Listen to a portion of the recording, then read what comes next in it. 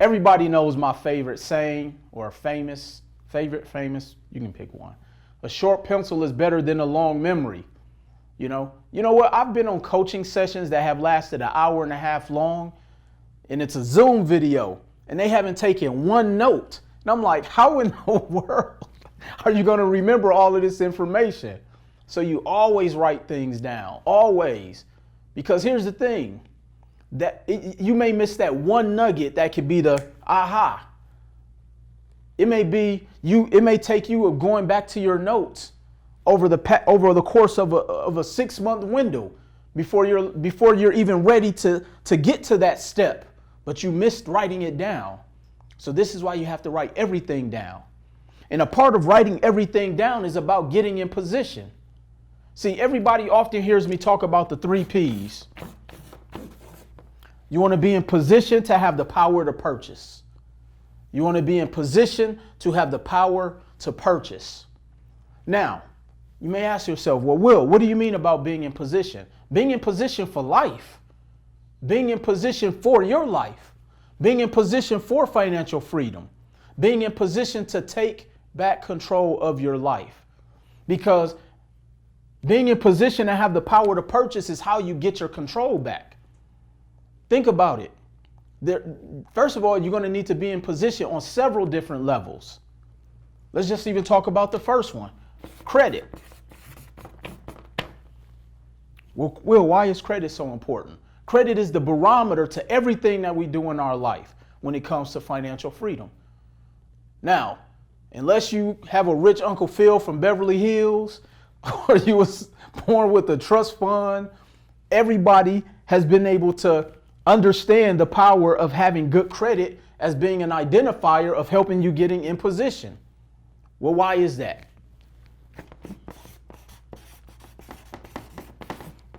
Leverage. Did you know you can leverage your credit to be able to get access to capital to help you do whatever it is you're trying to accomplish? Think about that. That 3-digit number can assist you in doing whatever it is you want to accomplish, and it can impact or affect every aspect of your life. Ownership. People often hear me talk about ownership. What do you have to have for ownership? Credit. Now you may say, well, Will, I can pay cash for everything. You can. But do you have an unlimited money tree in your backyard? You eventually will run out of money. Well, Will, can't I just borrow it from a friend? Well, you can, but do they trust you? If the banks don't trust you, I doubt your friend trusts you. But the path of least resistance is credit. It's just we've been conditioned to think that credit is negative. See, think about this. Did you know wealthy people, one of my mentors who adopted a term and made it famous, I need to see if he trademarked it. If not, maybe I need to go trademark it. I'm sure he did already. OPM, other people's money. That's essentially what credit is. See, one of the first things that changed my mindset, as I talked about in step number 1, was I heard Robert Kiyosaki talk about how he leveraged his credit utilizing other people's money to buy his very first piece of real estate. He said, I saw a piece of property, not a pizza property, but there was a piece of a property in Waikiki, Hawaii for $18,000. Okay? He said, and this would change my life. And I took notes on this. And I didn't even catch it right away, but this is why I take notes. He said, I went and I took $2,000 off my credit card to pay the down payment towards that $18,000. And then when I heard it, and then when I went back through my notes, and I was like, genius. Think about it. How many of us have credit cards at home right now that you can use to invest in real estate, to use to invest in a business? Because all you have to do was put down 20% and the bank was going to finance the other 80%. But it takes you having your credit in position before you can accomplish that. That's just one facet of getting in position. Another facet is you have the good credit. You want to go to the banks and get the credit cards or the lines of credit or the loans or whatever. It's all other people's money, so it doesn't matter in what form it comes in. See, I often talk to people who say, I only want business credit cards. And I'm like, why? It's all bank money. It literally is monopoly. You just have to know the strategic strategies to be able to actually execute on this. See, a lot of people only want business credit cards because they're already conditioning themselves to fail, so that if they do fail, they're like, well, it won't hurt my personal credit. Well, first of all, that's the wrong mentality to have. You should tell yourself, you know what, I'm trying to get as much money from the bank as possible. So this way I'm in position so that anytime any opportunity come across my desk, I'm in position. See, when I first learned, or when I first had an upfront close glimpse of how banks use our money, now mind you, bank. I walked into the bank and I was trying to pull out a sizable amount of capital to do a deal. It was about $35,000. And I went to the bank and they said, Mr. Roundtree, we do not have that amount of cash on hand. And I said, well, I have X amount in my account, but I can't get access to this. And that was when the light bulb went off, and I was like, that's because they use my money to invest in real estate. Wow. So why not we use their money? Let them be our bank, and we can do that by leveraging our credit. But we have to be in position first. So credit being the first facet. Once the credit is in position, now you want to be able to go to the bank and get the credit cards, get the business lines of credit, get the loans, or whatever it is you qualify for. So now you can go and use their money to purchase real estate, use their money to invest in other businesses. Now, there is strategy that goes into that. There is strategy that goes into seeing what type of capital you're going to get. There is strategy that goes into, even once you get the credit, how do you actually use it to purchase the real estate? But the biggest thing is just being in position. What are you doing to get in position? First of all, do you even know that you have to be in position? Because it's one thing about getting the capital. And that's why I talked about in step number 1, adopting a financial mindset. See, when you get $30,000 in credit cards and you've never had more than $1,500, you have to have a different mindset to not just go out there and frivolously blow it. Or to get $100,000 in credit cards. Or we have some clients we've gotten as much as $500,000 to $600,000 accumulatively. Now they've created their own bank. Imagine you and 3 other partners all have access to $100,000 of credit accumulatively. That's $300,000. You're now your own bank. What could you and your business do with $300K? What could you do with your real estate portfolio with over $300,000 of capital? Matter of fact, how long do you think it would take you to save $300,000 of extra money that doesn't have to go to your bills and your daily living expenses? But you can't accomplish any of that without getting in position. It's all about positioning. It's like the game of chess.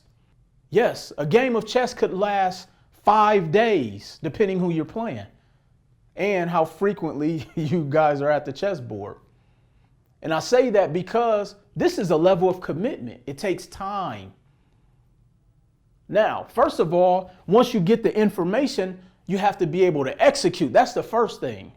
Because sometimes people get the information on what they need to do with their credit, and because it looks like too much work, they don't want to do it. Sometimes they get what it takes, or get the information it takes to go to the banks and ask for the type of credit and all of these things, but they don't want to do what it takes.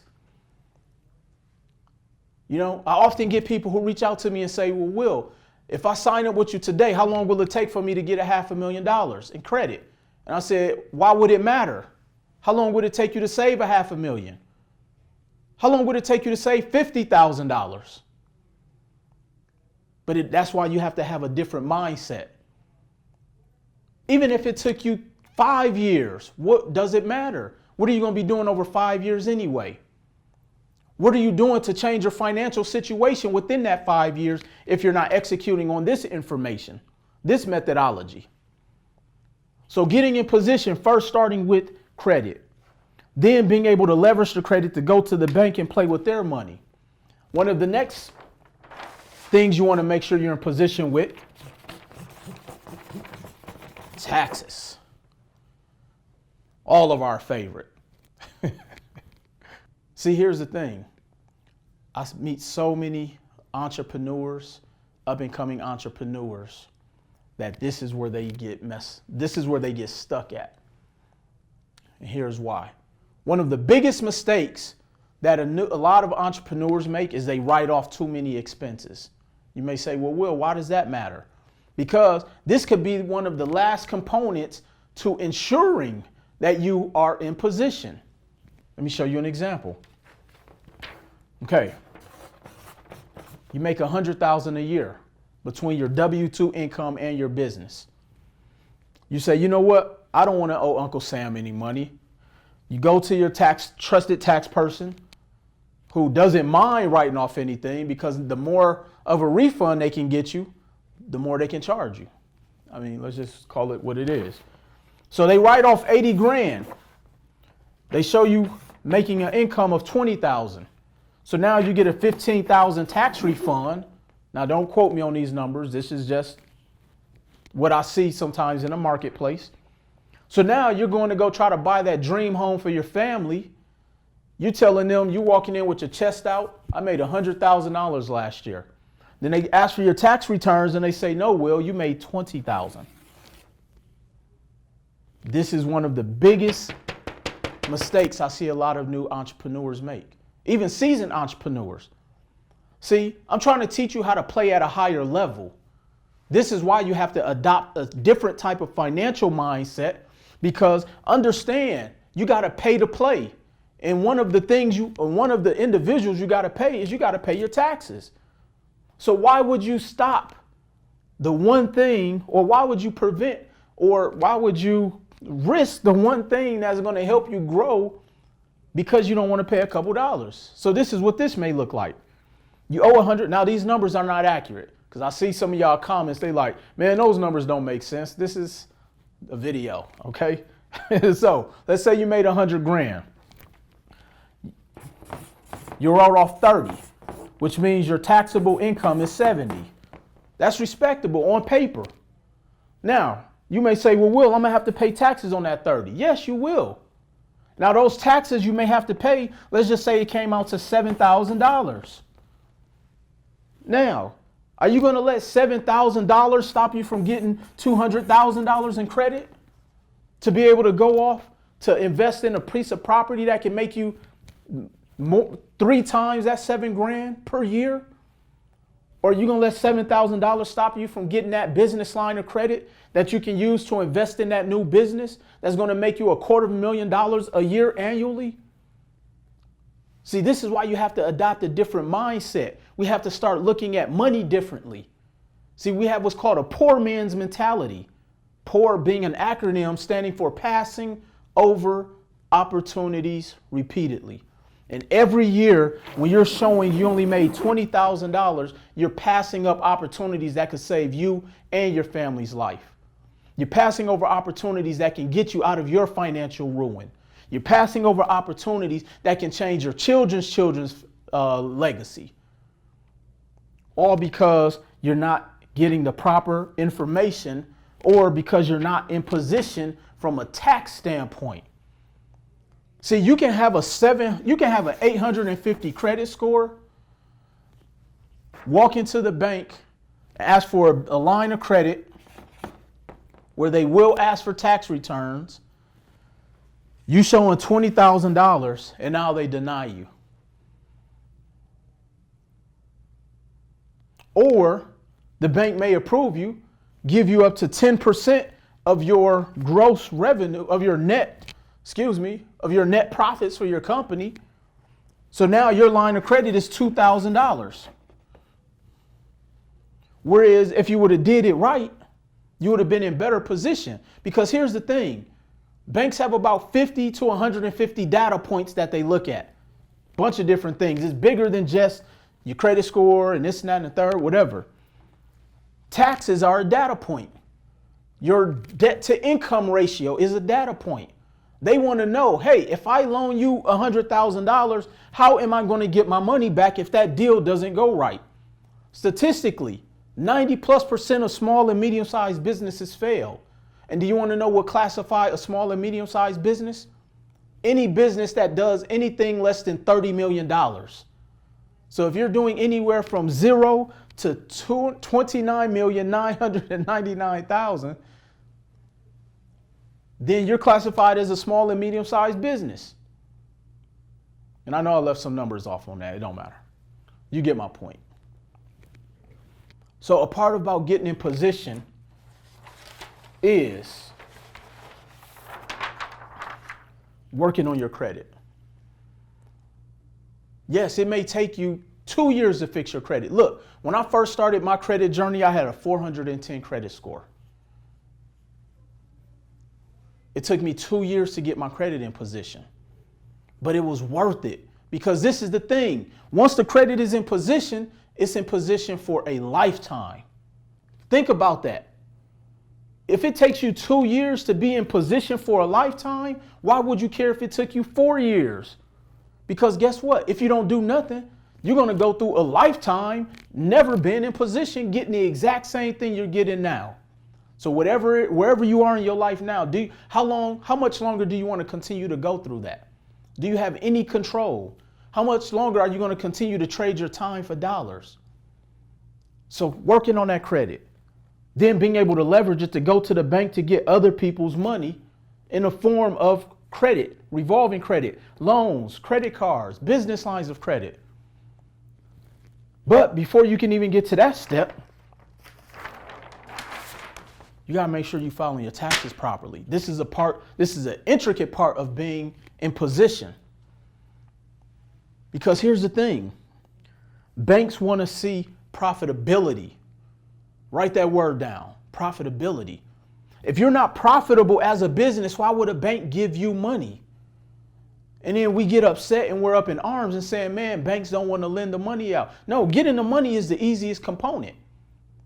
Now, are the banks getting more stringent? Yeah. But did you know there are banks out there who are looking to give money away because that's the only way that they make money. And of course, once you get the money, then it's about having the strategy, which we'll talk about in one of the later steps. But you're not going to be able to do any of this unless you take action today. Now, here's the thing that I really want to stress. This is not an overnight process. See, I often say the funding process, the credit process is a process. It's not an overnight process. Don't think that the most amount of credit you've ever had was $500 and then thinking because you have an 850 credit score, a bank is going to give you $500,000, $250,000, $100,000. It may take you a year and a half to get that type of capital. But how long will it take you to save that amount? It's like we're in a race to get to nowhere. You ever been driving and then somebody just flies right past you and you're like, and then you pull up next to them and you're at the same red light and then they roll up their window because they don't want you, they embarrassed so they don't want you to look at them. That's how I feel sometimes when I'm doing business with people who are trying to hurry up and get to the bank so they can get some money from the bank, and then they don't know what to do, or they go out there and use the money for something else, or because they didn't get the mentorship, they invest in something that don't work, and then they end up right back in ground zero, and then that's why they think it doesn't work. No, it's because you didn't have the proper strategic strategy. So understand there is a certain level of commitment that's going to come with this. And that's why, again, in step 1, I talked about adopting a financial mindset, because you may go 6 months, think your credit is in position, and then a medical bill can hit your credit report because it's been sitting out there for 4 years. Yes, that's true story. Medical debt can sit in la-la land up to 4 years before it hits your credit report. And you have to have the mental strength, the emotional intelligence to say, you know what? That's just one little bitty obstacle. Because think about it, as a human race, we go through obstacles every single day.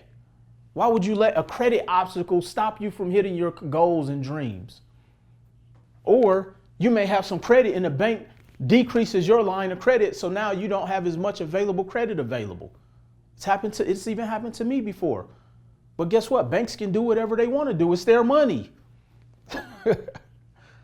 But the biggest thing that I want you to understand is that just get in position first. The biggest thing I want you to understand is it takes time. The biggest thing I want you to understand is that it is not overnight. It may take you 3, 5, 6 years to be fully in position to go and buy that 100 unit apartment complex. But let me ask you a question. If it did take you 10 years to go and buy an apartment complex where you're now profiting over $500,000 in revenue, would it be worth it? Less than 5% of people in the United States even make 6 figures a year. So to be able to make one investment, all using the bank's money, so it's not even coming out of your pocket, to be able to leverage your credit, to be able to make $500,000 from a real estate deal, and it took you 10 years, I would try to I would sign up for that for over the next 10 years if I had to. So understand, stop being so caught up in the time frame. What is it that we're such in a hurry for? And I get it. Look, we want to get off our jobs. We're trying to retire our spouses. We want that control. We want financial freedom. But all of that takes time. It takes time.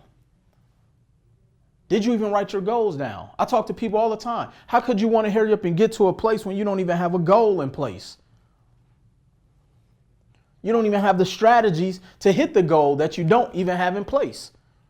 It took me 4 years even just to change the way I think, because every time I attempted to do something, I would talk myself out of it. So a part of it about getting in position is even getting your mind in position. So all of these things are interwoven.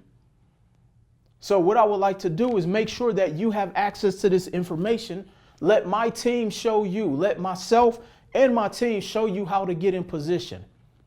I need you to go to my website right now, wemanagementservices.com, and get a free financial analysis where we're going to break down exactly what your credit is, whatever your credit condition is today, and we're going to give you all of the steps you need to get in position. We're going to give you everything you need to know in order to get in position to walk into the bank, to walk into any bank in North America and be able to get capital. We're going to give you access and give you the proper information so you can stop filing your taxes with the poor man's mentality, continually passing over these opportunities, and then get mad when we see our peers have lapped us twice. But that's because they had the right information. So go to my website, wemanagementservices.com. My team is on standby right now, ready to give you that free financial analysis. Again, this is not an overnight process. It will take time, but this is one thing I'm going to promise you. The thing that I can promise you is that whether you decide to do business with us or not, you will at least have enough information to where you can go out here and do this on your own. And that is still the level of commitment we have to you, to being able to providing you the results you need just from a financial analysis call that you're going to get when you call my team right now and book that call.